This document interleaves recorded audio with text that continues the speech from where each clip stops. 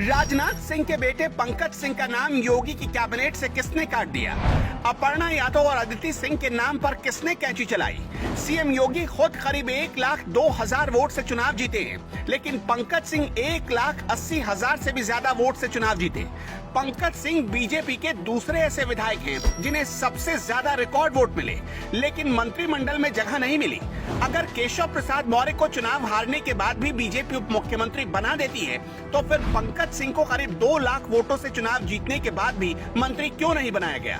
बताया जा रहा है कि 2017 की तरह इस बार भी पंकज सिंह का नाम लिस्ट में शामिल था, लेकिन अंतिम समय में खुद प्रधानमंत्री मोदी ने अपनी लाल कलम चला दी।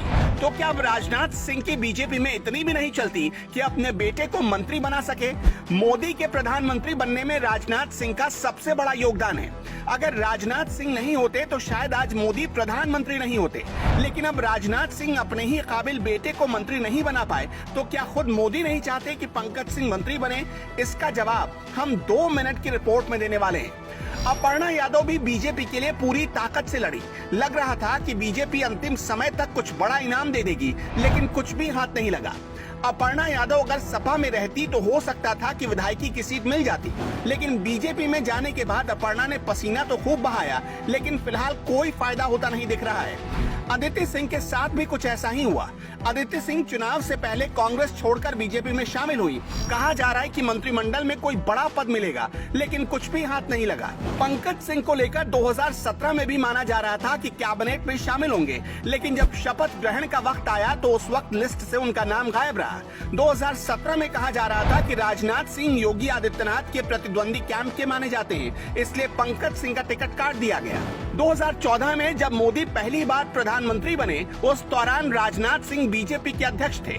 तब नीतीश कुमार जैसे नेता मोदी के खिलाफ खड़े थे, लेकिन तब मोर्चा राजनाथ सिंह ने संभाला था और मोदी को प्रबल दावेदार बना दिया था। राजनाथ सिंह ने ही मोदी को प्रधानमंत्री के लिए प्रमोट किया, लेकिन अब करीब 2 लाख से ज्यादा वोट से चुनाव जीतने के बाद भी बेटे को मंत्री नहीं बनाया गया। जबकि उत्तराखंड में चुनाव हारने के बाद भी बीजेपी पुष्कर सिंह धामी को मुख्यमंत्री बना देती है।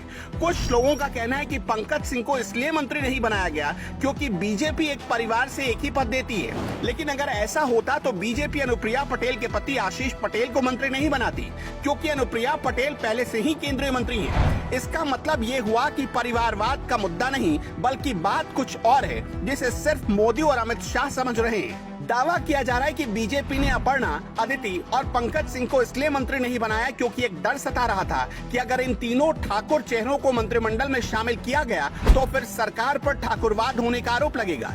ये इसलिए भी है क्योंकि सरकार बनने से पहले बीजेपी पर ये आरोप लगते रहे हैं। योगी आदित्यनाथ खुद भी ठाकुर परिवार से ताल्लुक रखते हैं। चुनाव से पहले ठाकुरवाद का मुद्दा गरमाया हुआ था। दावा किया जा रहा है कि यही वजह है कि अमित शाह और मोदी ने इन नामों को काट दिया। वैसे आपको क्या लगता है, क्या पंकज सिंह को मंत्री बनाना चाहिए? पंकज सिंह बीजेपी के दूसरे ऐसे विधायक हैं जिन्हें सबसे ज्यादा वोट मिले हैं, लेकिन फिर मंत्री क्यों नहीं बने?